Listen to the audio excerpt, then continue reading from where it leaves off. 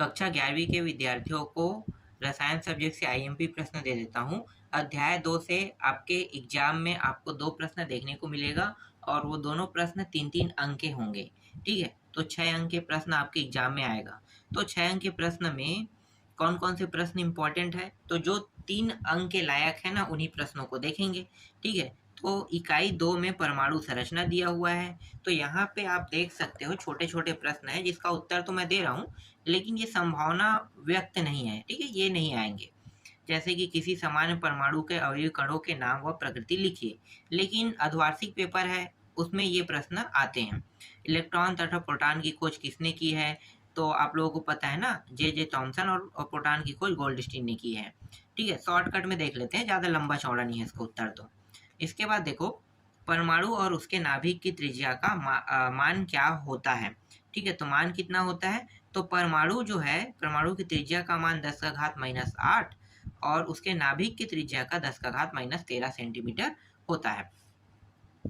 देहली आवृत्ति क्या है, तो उत्तर क्या लिखोगे, देहली आवृत्ति न्यूनतम आवृत्ति ये ओमेगा 0, ठीक है, ये टाउ जीरो जिस मान के ऊपर प्रकाश विद्युत प्रभाव प्रेक्षित होता है, या सीधा आप कह सकते हो जिस मान के ऊपर प्रकाश विद्युत प्रभाव प्रेक्षित होता है उसे हम देहली आवृत्ति कहते हैं। इसके बाद समस्थानिक, तो देखो समस्थानिक क्या होता है, एक ही परमाणु के, देखो परमाणु क्रमांक, लेकिन भार जो है अगर भिन्न भिन्न हो तो इसी को हम क्या कहते हैं, समस्थानिक कहते हैं। समझ में आ गया। जैसे देखो हाइड्रोजन और यहाँ भी हाइड्रोजन, परमाणु क्रमांक एक एक है लेकिन भार अलग अलग। इसके बाद बोर त्रिज्या की गणना के लिए सूत्र क्या है, तो सूत्र है R बराबर n²h²/4π²me²। E को आवेश कहा जाता है, M को द्रव्यमान, V को वेग और N को कोश कहा जाता है और H को प्लांक स्थिरांक। एक सेकेंड, नाइट्रोजन के सभी p इलेक्ट्रॉनों के लिए चारों क्वांटम संख्या का मान लिखिए। तो 4 क्वांटम संख्या कौन कौन से है, तो देखो नाइट्रोजन के 4 क्वांटम संख्या बोल रहे हैं ना, N, L, M और S, ये 4 होता है। ठीक है, आगे मैं बताऊंगा इन चारों के बारे में। तो जैसे पहला कक्ष पूरा भर जाता है तो दूसरे कक्ष में आते हैं, दूसरा भर जाता है तो ये वाले कक्ष भरेगा, इसके बाद ये अगर पूर्ण हो जाएगा फिर एक कक्ष आएगा। तो इसके बारे में आगे मैं आपको बताऊंगा क्वांटम संख्या से संबंधित प्रश्नों को। देखो यहाँ पे बामर सूत्र क्या है, इसका क्या उपयोग है, तो बामर सूत्र हम कहते हैं V के ऊपर बार लगना बराबर 1/λ, या हम इसे लिखते हैं R बराबर कोष्ठक के अंदर 1/n का वर्ग माइनस 1/n2 का वर्ग, इस तरह से, जहाँ V तरंग संख्या है, लैम्डा तरंग दैर्ध्य है, R डिग्बर्ग है, स्थिरांक 1,09,678 सेंटीमीटर माइनस n1 बराबर मुख्य क्वांटम संख्या n2 जिसे हम पूर्णांक कहते हैं और इसका मान n-1 से अधिक होता है। उपयोग किस में किया जाता है, उपयोग किया जाता है स्पेक्ट्रम की विभिन्न रेखाओं की तरंग दैर्ध्य व तरंग संख्या ज्ञात करने के लिए किया जाता है। इसके बाद 9वां प्रश्न देखो, हाइड्रोजन परमाणु के 5वें बोर कक्षा की त्रिज्या कितनी होगी, तो उत्तर आपको डायरेक्ट लिख देना है 13,225 एम्पियर। स्पीड H2 मतलब हाइड्रोजन के 2 अणु प्लस में है और यहाँ भी हाइड्रोजन अणु है, ऑक्सीजन के 2 अणु, इलेक्ट्रॉनों की संख्या बताइए। तो कैसे निकालोगे, तो 2 अणु मतलब 2 - 1 तो 1 इलेक्ट्रॉन हो जाएंगे। तो यहाँ पे जैसे 2 अणु है तो 2 अणु 2 इलेक्ट्रॉन रहेंगे, यहाँ पे 2 ऑक्सीजन है, ठीक है, मतलब ये परमाणु क्रमांक है। परमाणु क्रमांक जो है ना इलेक्ट्रॉनिक विन्यास को प्रदर्शित करता है, ना कि परमाणु भार, याद रखना। ठीक है, परमाणु क्रमांक, तो यहाँ पे एक माइनस करके कितना हो गया है 19, हाइड्रोजन को घटा दिया गया यहाँ पे, सॉरी 19 बोल रहा था, कितना है 15 है ना, तो एक कम हो जाएगा, तो 16 से कम होगा तो कितना होगा, 1 हो जाएगा, कम होने पर 15 हो जाएगा। इसके बाद देखो, किसी तत्व के एक परमाणु में 29 इलेक्ट्रॉन और 35 न्यूट्रॉन है, तो क्या ज्ञात करना है, प्रोटॉनों की संख्या, तत्वों के इलेक्ट्रॉनिक विन्यास। तो 29 मान लो इलेक्ट्रॉन है और 35 न्यूट्रॉन है, तो इसको कैसे बनाओगे, तो इलेक्ट्रॉनिक विन्यास सिर्फ इलेक्ट्रॉन से ही बनता है, ना कि प्रोटॉन से, ठीक है। प्रोटॉन और इलेक्ट्रॉनों की संख्या हमेशा बराबर होता है लगभग लगभग, लेकिन न्यूट्रॉनों की संख्या भार पे प्रदर्शित करता है। तो हमें तो इलेक्ट्रॉनिक विन्यास देखना है ना, तो प्रोटॉन की संख्या जितनी इलेक्ट्रॉन होगी उतनी ही प्रोटॉन होगी मान लो। तो इलेक्ट्रॉनों की संख्या 1s वर्ग, 2s वर्ग, 2p 6 घात, 3p2 और 3p6, 3d10 ये होगा, और एक है 4s1 है, ठीक है। इस तरह से इतना ही होगा इसमें। इसके बाद 12वां प्रश्न देखो, 3D कक्षक के इलेक्ट्रॉनों के लिए L और M क्वांटम संख्या के मान बताइए। 3D कक्षक में L का मान 2 और M का मान -1 से +2 तक हो सकता है। कैसे होगा आगे देखेंगे।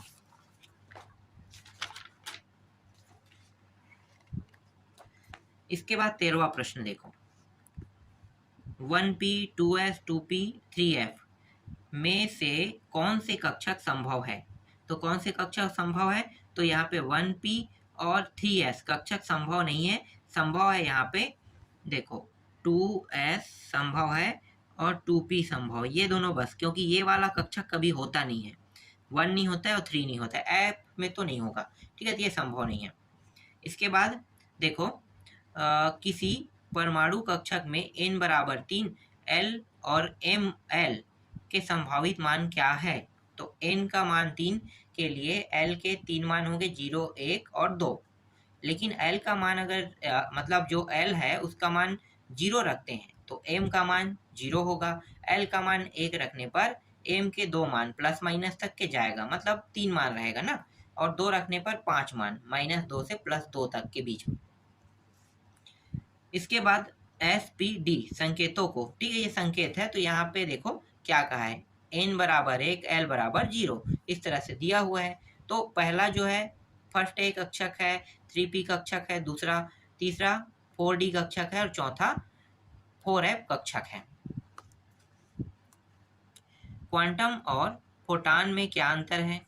उत्तर क्या लिखोगे, किसी विकिरण की ऊर्जा के सूक्ष्मतम बंडल को क्वांटम कहते हैं, जबकि प्रकाश के लिए ऊर्जा के इस क्वांटम को फोटॉन कहते हैं। 17वां प्रश्न, 1 ग्राम भार में इलेक्ट्रॉनों की संख्या परिकलन कीजिए। तो 1 ग्राम क्या पूछा है, 1 ग्राम भार में इलेक्ट्रॉनों की संख्या पूछा है ना। तो 1 इलेक्ट्रॉन का द्रव्यमान 9.1 × 10⁻28 जी होता है। 9.1 × 10⁻28 जी द्रव्यमान बराबर 1 इलेक्ट्रॉन, 1.0 जी द्रव्यमान बराबर 1/9.1 × 10⁻28 बराबर 1.098 × 10⁻27 इलेक्ट्रॉन। समरफील्ड के परमाणु मॉडल की विशेषताएं लिखिए। तो विशेषताएं, पहला, इलेक्ट्रॉन वृत्तीय कक्षा के साथ साथ दीर्घवृत्ताकार कक्षाओं में घूमते हैं जहां 2 त्रिज्याएं होती है। दूसरा, कक्षाएं उपकक्षाओं से मिलकर बनी होती है, उपकक्षाओं की संख्या n के बराबर होती है। 19वां है, कौन सा इलेक्ट्रॉन बंध निर्माण में भाग लेता है। ठीक है, अगर वार्षिक पेपर के लिए तैयारी करोगे तो ये जो प्रश्न मैं बता रहा हूँ ना, अति लघुत्तरी प्रश्न, इनको आपको नहीं पढ़ना है, ठीक है। ये प्रश्न आप छोड़ देना, डायरेक्ट लघुत्तरी को तैयार करना, क्योंकि 3 नंबर के प्रश्न लघुत्तरी से आएंगे। अर्धवार्षिक पेपर में ये सब प्रश्न आएंगे। तो बाह्यतम कक्ष में उपस्थित संयोगी इलेक्ट्रॉन बंध निर्माण में भाग लेते हैं। इसके बाद 20वां प्रश्न देखो, हाइड्रोजन स्पेक्ट्रम में वामर श्रेणी की रेखाएं किस क्षेत्र में उपस्थित होती है। दृश्य क्षेत्र में। इसके बाद सड़क पर चलती कार को हम तरंग के समान चलते हुए नहीं देख सकते, क्यों। तो डी ब्रागली ने कहा है समीकरण के अनुसार λ/h/mv। ठीक है, जब हम इसका उपयोग करेंगे तो कार का द्रव्यमान बहुत ही अधिक तथा तरंगदैर्घ्य या तरंग प्रवृत्ति नगण्य होती है, इसलिए हम चलती हुई कार को तरंग रूप में नहीं देख सकते। 22वां है 3d5, वह 2p4 इलेक्ट्रॉनों के लिए चारों क्वांटम संख्या के मान लिखिए। तो 4 क्वांटम संख्या n, l, m, s। तो l का अगर n का मान 3 होता है तो l का मान 2 होगा और m का मान भी +2 होगा, s का मान +1/2। अब यहाँ पे 2p देखो, ये तो 3d के लिए था, 3d5 के लिए। अब 2p4 के लिए देखो तो n का मान 2, l का मान 1, m का मान -1 और s का मान -1/2। 23वां प्रश्न है n बराबर 7, तो इसे भरते कैसे हैं? तो देखो 2 इसमें है, 2 इसमें है, 2 इसमें, 1 इसमें, तो इस तरह से भरते हैं। ये वही है 1s 2s 2p, फिर आगे जो है फिर 2s 3, इस तरह से 3s और 2 ऐसे हो जाएगा ना। तो ये कक्ष है उसके। इसके बाद इलेक्ट्रॉनिक, देखो इलेक्ट्रॉनिक विन्यास को गुण के नियम का, ठीक है, इसे दिया है, प्रतिपादित किया गया है। अब यहाँ पे n 1 2 3 4 तक के दिया है, ठीक है। यहाँ पे l का मान 0 से लेके 3 तक के आया है। तो क्या बताना है इसमें? इसमें बताना है बढ़ते हुए क्रम में, ठीक है। तो पहला 1s, फिर 2s, फिर 3p, फिर 4d, फिर 4f, यहाँ तक के कंप्लीट होगा। तो ये पहले देखो क्रम को इस तरह से बनाना है आपको बढ़ते हुए। 25वां देखो, एल्यूमिनियम और सिलिकॉन दिया हुआ है। 3p कक्षक में अयुग्मित इलेक्ट्रॉन होते हैं। कौन सा इलेक्ट्रॉन नाभिक से अधिक प्रभावी नाभिकीय आवेश अनुभव करेगा? तो एल्यूमिनियम में देखो 13 हमें देखना है, इसको 14 तक के देखना है। तो गिन लो, ऊपर में 2 है, 4 है, 6 है, 10 हो गया, 10 2 12 13 हो गया। 14 यहाँ पे पीछे वाले में बस 2 लगा देंगे तो 14 हो जाएगा। इस तरह से भरते हैं इसे, ठीक है। आगे देखते हैं अब आते हैं 3 नंबर के प्रश्न, जो आपके वार्षिक एग्जाम का जो ब्लूप्रिंट है ना, ये 3 नंबर के एग्जाम पर ही बना हुआ है, ठीक है। तो 3 नंबर के एग्जाम यही होगा। 3 नंबर के मतलब एग्जाम में प्रश्न आएंगे। तो देखो, 1 मोल इलेक्ट्रॉनों के द्रव्यमान एवं आवेश का परिकलन कीजिए कह रहे हैं। तो 1 मोल को 6.022 गुणित 10⁻23 इलेक्ट्रॉन, या 2.5 भी होता है कई बार, ठीक है, 2.5 दिया रहता है अक्सर। इसके बाद इलेक्ट्रॉन, 1 इलेक्ट्रॉन का द्रव्यमान 9.1 गुणित 10⁻28 g, 0 बोला था, ये वाला ना मोल वाला डायरेक्ट यहाँ पे ले लेते हैं, सीधा ले लो मोल के मान को, इलेक्ट्रॉनों का द्रव्यमान, और ये वाला जो माइनस है इसको बराबर में लिख दिया जाता है। मतलब इलेक्ट्रॉनों का द्रव्यमान को इसके साथ गुणा किया गया है, तो ये दोनों गुणा हो गया। 10⁻28 और यहाँ पे 23, ये माइनस में है, ये प्लस में है, तो घट जाएगा घात, कितना बचेगा 5 ना। तो देखो यहाँ पे 4 घात आया, क्योंकि यहाँ भी हल हुआ है। कौन सा? ये हल हुआ है इसके साथ, तो ये दोनों हल होके घटा है। तो 5.48 गुणित 10 का 4 घात बचना चाहिए था, 5 घात बचना चाहिए था, 4 घात बचा है, ठीक है, इस तरह से। फिर 1 इलेक्ट्रॉन का आवेश 1.602 गुणित 10⁻−19 कूलाम। 1 मोल इलेक्ट्रॉन का आवेश 1.602 गुणित 10⁻−19 के साथ गुणा कर दोगे, किसका? 23 वाले के साथ, ये मोल वाला, ठीक है। गुणा करोगे तो ये हो जाएगा 9.65 गुणित 10⁻24 कूलाम हो जाएगा।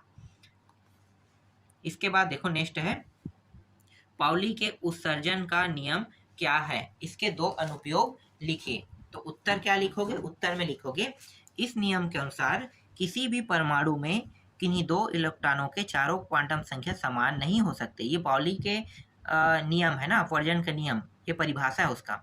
तो इस नियम के अनुसार यदि 2 इलेक्ट्रॉनों के लिए LMN अर्थात कोष, देखो यहाँ पे 1 मिनट मैं दिखाता हूँ, अर्थात कोष, उपकोष एवं कक्षक के मान समान हो तो उनकी चौथी क्वांटम संख्या S अवश्य ही भिन्न होगा, अर्थात उनके चक्रण में अंतर जरूर होगा कह रहा है। तो देखो कहाँ पे अंतर, ये तीनों सेम है, यहाँ भी तीनों सेम है, लेकिन ये प्लस में है और ये माइनस में, यही अंतर है। अनुप्रयोग देखो, परमाणु में विभिन्न कोषों, उपकोषों तथा कक्षकों में इलेक्ट्रॉनों की अधिकतम संख्या की गणना कर सकते हैं। जैसे किसी मुख्य ऊर्जा स्तर में इलेक्ट्रॉनों की अधिकतम संख्या 2n वर्ग होता है या होती है। इलेक्ट्रॉनों की क्वांटम संख्याओं की गणना की जा सकती है। तीसरा प्रश्न, यहाँ पे इलेक्ट्रॉन, प्रोटॉन, न्यूट्रॉन की स्थिति, आवेश और द्रव्यमान बताइए। तो इलेक्ट्रॉन जो होता है वो नाभिक के बाहर चारों ओर गोल गोल चक्कर लगाता है, ठीक है। तो ये नाभिक के चारों ओर चक्कर लगाने का काम करता है। इसका आवेश 1.6 गुणित 10⁻−19 कूलाम ऋण आवेश होता है। 9.1 इसका द्रव्यमान गुणित 10⁻−31 kg होता है। प्रोटॉन नाभिक में पाया जाता है, न्यूट्रॉन भी नाभिक में पाया जाता है, लेकिन न्यूट्रॉन जो है उदासीन होता है, ठीक है, न्यूट्रॉन उदासीन होता है। लेकिन प्रोटॉन जो है इसका जो है सेम इसके बराबर होता है इलेक्ट्रॉन के। तो बस अंतर क्या है, ये ऋण आवेशित, ये धन आवेशित होता है। यहाँ पे देखो अब आते हैं प्रोटॉन में, तो 1.637 गुणित 10 का घात -27 kg, और यहाँ पे थोड़ा सा अंतर है 1.675 गुणित 10 का घात -27 kg, ये न्यूट्रॉन का है। आगे देखो हुंड का नियम। हुंड के अधिकतम बहुलता के नियम को उदाहरण देकर स्पष्ट कीजिए। तो हुंड के नियम क्या है, समान ऊर्जा के ऑर्बिटलों में इलेक्ट्रॉनों का युग्म तभी होता है जब किसी उपकोषों के सभी कक्षकों में एक एक इलेक्ट्रॉन भर जाता है, अर्थात किसी भी उपकोष के ऑर्बिटल में इलेक्ट्रॉन इस प्रकार इस क्रम में भरते हैं कि समान चक्रण के अयुग्मित इलेक्ट्रॉनों की संख्या अधिकतम हो। हुंड के नियम के अनुसार 6 कार्बन 7 नाइट्रोजन 8 ऑक्सीजन इलेक्ट्रॉनों का इलेक्ट्रॉनिक विन्यास। तो ये रहा इलेक्ट्रॉनिक विन्यास। देखो 2 इसमें है, 2 इसमें, 1 1, कितना हो गया, टोटल 6 हो गया। ये वाला जो कोष है ना, जब तक के ये पूरा ना भर जाए, देखो ये तरीका क्या है, 1 1, ऐसा नहीं कि 2 2 इसके बाद फिर 1 2, ऐसा नहीं भरते, एक एक भैया जाता है। यहाँ पे देखो इस तरह से एक एक, जब ये पूर्ण हो जाएगा तो ये वाला कोष फिर सेकंड में भर्ती होगा। ठीक है, समझ में आ गया। चलो आगे जाते हैं।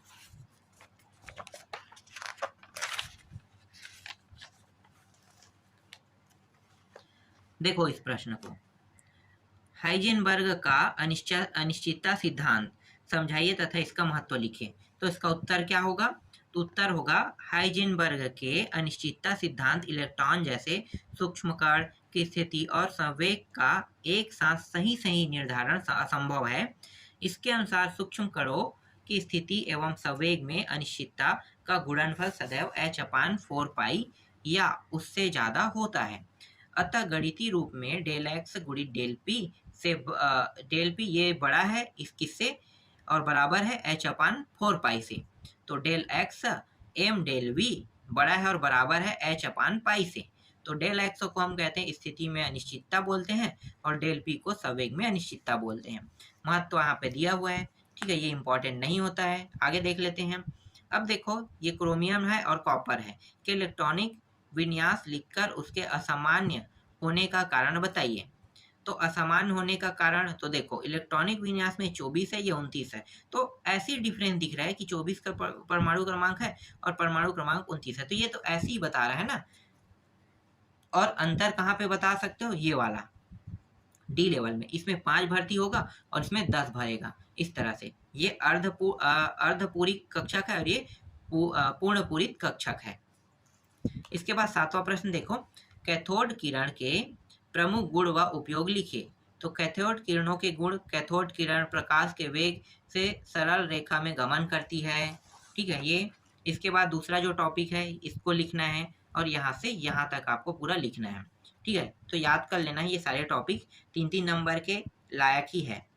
नेक्स्ट प्रश्न देखो, अगला है थॉमसन का परमाणु मॉडल क्या है, उसके दोष भी लिखे। तो थॉमसन के परमाणु मॉडल क्या है, तो उत्तर देखते हैं। थॉमसन के अनुसार परमाणु एक दृढ़ गोलाकार पिंड होता है जिसमें संपूर्ण धनावेश समान रूप से वितरित रहता है तथा ऋण आवेशित इलेक्ट्रॉन बीच बीच में गूथे रहते हैं। इस मॉडल को तुलना तरबूज से की जा सकती है।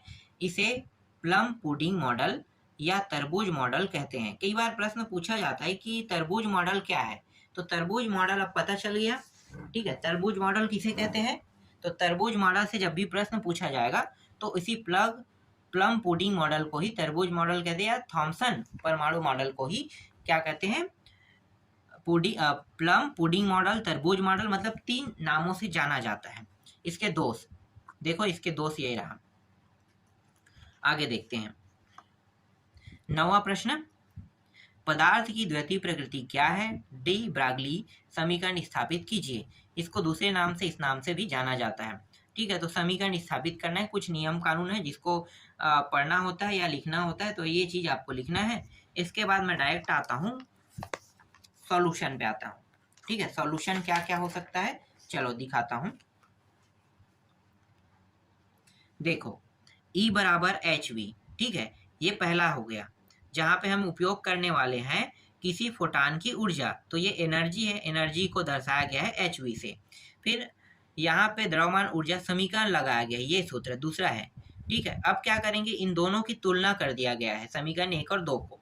तो दोनों में ई था, यहाँ भी कट गया, बचा क्या, बचा है hv और mc² बचा है। ठीक है, ये बचा हुआ है। अब क्या करने वाले हैं, यहाँ पे ये जो v है, ठीक है, ये v इसके नीचे ला लेंगे c को, एक c को।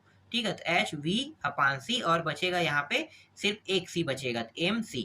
ठीक है, फिर इस पूरे मान को मान लिया गया है 1/λ, तो ये 1/λ मतलब h/λ इस तरह से आपको लिखना है। फिर लैम्डा बस को क्या करेंगे, इस साइड ले जाएंगे और ये जो एम सी है इसको नीचे ले आएंगे h के, तो देखो h/mc। ठीक है, इसके बाद देखो क्या किया है, फिर लैम्डा बराबर h और इस पूरे मान को p मान लिया है, p। ठीक है, p और ये h जो है साइलेंट है, तो h अनुक्रमानुपाती 1/p। इस तरह तरंग द्रव तरंग का तरंगदैर्ध्य कण के संवेग के समानुपाती होता है। चलो नेक्स्ट प्रश्न देखो। अब बाहु का नियम लिखे। अब बाहु का नियम बहुत ही सरल है। क्या है नियम, देखो, क्रमिक रचना मतलब इसके जो अनुसार है, विभिन्न कक्षकों में इलेक्ट्रॉन बढ़ती हुई ऊर्जा के अनुसार प्रवेश करता है, अर्थात इलेक्ट्रॉन सर्वप्रथम निम्न ऊर्जा स्तर के कक्षकों में प्रवेश करता है, फिर उच्च स्तर वाले कक्षकों में जाता है। बढ़ती हुई ऊर्जा के आधार पर कक्षकों का क्रमशः 1s, 2s, 2p, 3s, 3p, 4s, 3d, 4p, 5s, फिर 4d इस तरह से बढ़ता है। तो यही कहलाता है अब बाहु का नियम कहलाता है। इसके बाद देखो नेक्स्ट क्या है, इसी में n+l नियम लगा दिया है। ठीक है, n+l नियम क्या होता है, तो एक नया इलेक्ट्रॉन उस कक्षक में प्रवेश करता है जिस कक्षक के इलेक्ट्रॉन n+l का मान कम होता है। उसकी ऊर्जा कम होती है यदि दो कक्षकों के लिए n+l का मान समान हो, तो इलेक्ट्रॉन उस कक्षक में जाएंगे जिसके लिए n का मान कम होता है। जैसे कि n+l का नियम लग रहा है, तो ये मान कितना होगा, इसका मान 5 और इसका मान 0, तो कितना आएगा, 5 आएगा। तो 4p अगर जगह में देखते हैं तो 4 + 1 5 आएगा, 3d में 3 + 2 5 आएगा, मतलब हर कंडीशन में 5 होगा ही होगा। ठीक है, ये बता रहे हैं।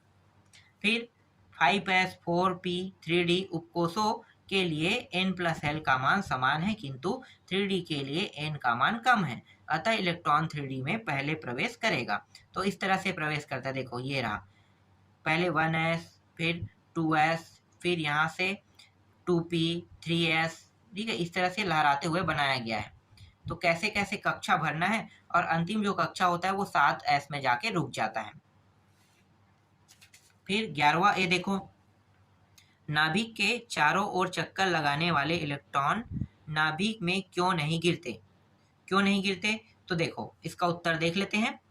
धनावेशित नाभिक के चारों ओर ऋणावेशित इलेक्ट्रॉन स्थिर वेग से वृत्ताकार मार्ग में चक्कर लगाते हैं, जिसके कारण अभिकेंद्रक बल तथा अपकेंद्रक बल आपस में बराबर होते हैं, जो एक दूसरे को संतुलित कर देते हैं, अतः इलेक्ट्रॉन नाभिक में नहीं गिरते हैं।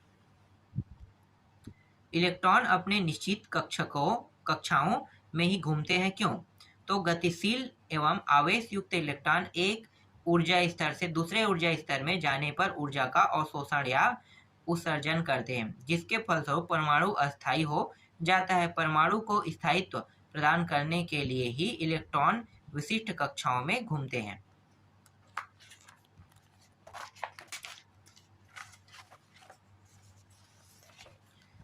बारहवां प्रश्न देखो, 12वां क्या है, ऑर्बिटल कितने प्रकार के होते हैं, चित्र देखकर समझाइए। तो यहाँ पे ऑर्बिटल को बताया गया है, ऑर्बिटल के प्रकार। तो ऑर्बिटल को 3 प्रकार के बताए हैं ना, एक होता है s, p और d, यही होता है spd। तो चित्र को देखो, ठीक है, यहाँ पे उत्तर अब spd को देखते हैं। देखो spd के बारे में क्या बताया है, ये गोलाकार व सम्मिलित होते हैं तथा नाभिक के पास स्थित होते हैं। p ऑर्बिटल, इनकी आकृति डमरू के समान होती है। ठीक है, ये जो डमरू के आकृति के है, ये सब डमरू वाला ये होगा। ठीक है, p ऑर्बिटल तो डमरू के आकार की होती है, जिनमें जिसमें दो समान ऊर्जा वाली पालियां एक ही अक्ष पर वितरित रहती है। दोनों पालियों के मध्य में नोड होता है। पी उपकोष में 3 कक्षक होते हैं, एक्स वाई व जेड अक्ष में निर्देशित होते हैं। फिर डी ऑर्बिटल, इनकी आवृत्ति द्विडंबलम आकार की होती है। इसमें 4 पालियां होती है। इनकी रचना जटिल होती है। डी कक्षक 5 प्रकार के होते हैं। इन्हें d x y, d y z, d x z, d x square minus y square व डी जेड स्क्वायर परमाणु कक्षक कहते हैं। उस प्रयोग का वर्णन कीजिए जो यह दर्शाता है कि परमाणु का अधिकांश भाग खोखला मतलब रिक्त है। तो रदरफोर्ड का प्रकीर्णन प्रयोग, क्या इस प्रयोग से उन्होंने क्या निष्कर्ष निकाला? तो यही चीज पूछ रहा है ना। तो इसका उत्तर क्या होगा? इसका उत्तर बहुत बड़ा है, तो मैं आपको सिर्फ दिखा देता हूँ। ठीक है, रदरफोर्ड के प्रकीर्णन वाला जो जानकारी है, देखो यहाँ से शुरू होगा, यहाँ से, ठीक है, यहाँ से शुरू हो रहा है। यहाँ पे जब अल्फा कोर का बौछार किया जाता है, सिर्फ एक किरण बाहर निकल रहा है, बाकी किरण क्या सीधे सीधे देखो मुड़ रहा है। ठीक है, या ऊपरी जो बाहरी परत है वो ही किरण बाहर हो रहा है। हर किरण जो है उसी तरह से नहीं जा सकता, ये तो जानते हो ना। चलो आगे दिखाता हूँ ये। ठीक है, तीसरा पॉइंट, तो यहाँ इसको भी देख लो। चलो अब नेक्स्ट प्रश्न देखते हैं। ये वाला प्रश्न देखो। ए बी सी तत्वों के परमाणु क्रमांक क्रमशः 10, 11 तथा 17 प्रत्येक तत्व में बताइए। पहला, वे इलेक्ट्रॉन परमाणु में किस प्रकार व्यवस्थित है? सबसे बाहरी कक्षा में कितने इलेक्ट्रॉन है? तत्व की संयोजकता क्या है? तो तीनों के बारे में बताना है। तो पहला देखो, ए तत्व का परमाणु क्रमांक 10 है। ए तत्व में 10 इलेक्ट्रॉन है और इसका इलेक्ट्रॉनिक विन्यास देखो इस तरह से आपको बताना है, इलेक्ट्रॉनिक विन्यास। ठीक है, दूसरा देखते हैं। दूसरे में 11 है, तो 11 के इलेक्ट्रॉनिक विन्यास आपको इस तरह से बनाना है। ठीक है, तीसरे में 17 है, तो 17 के इलेक्ट्रॉनिक विन्यास इस तरह से बनाना है। इसके बाद 15वां प्रश्न देखो। 15वां प्रश्न में क्या दिया है? जब हाइड्रोजन परमाणु में उत्तेजित इलेक्ट्रॉन n बराबर 6 से मूल अवस्था में जाता है तो प्राप्त उत्सर्जित रेखाओं की अधिकतम संख्या क्या होगी? तो ये वाला जो सूत्र है इसका उपयोग करना है। ठीक है, अब देखो NLM जो n का मान है, ठीक है, ये देखते हैं। ये वाला देखो 5 रेखाएं, 4, 3, 2, 1 रेखाएं। नीचे से देखोगे तो आप समझ में आएगा। एक रेखा है, दूसरा, तीसरा, चौथा, पांचवा। फिर 16वां प्रश्न, इसमें पूछा क्या है? इसमें कुछ खास नहीं पूछा है, छोड़ दो उसको। यहाँ पे देखते हैं 17वां प्रश्न। रदरफोर्ड के परमाणु मॉडल के दोष लिखिए। तो पहला क्या है? परमाणु में स्थायित्व की व्याख्या संभव नहीं है। ठीक है, तो इसका उत्तर मैं आपको दिखा देता हूँ। और दूसरा क्या है? दूसरा है परमाणु के रैखिक स्पेक्ट्रम की व्याख्या नहीं है। ठीक है, ये है। अब 18वां प्रश्न देखते हैं। 18वां प्रश्न में क्या दिया है भाई? बोर के परमाणु मॉडल के मुख्य दोष क्या है? तो क्या क्या मुख्य दोष है? तो ये सारे दोष आपको लिखना है। 1, 2, 3 3 नंबर के प्रश्न आएगा तो 3 ही आपको कम से कम लिखना होगा।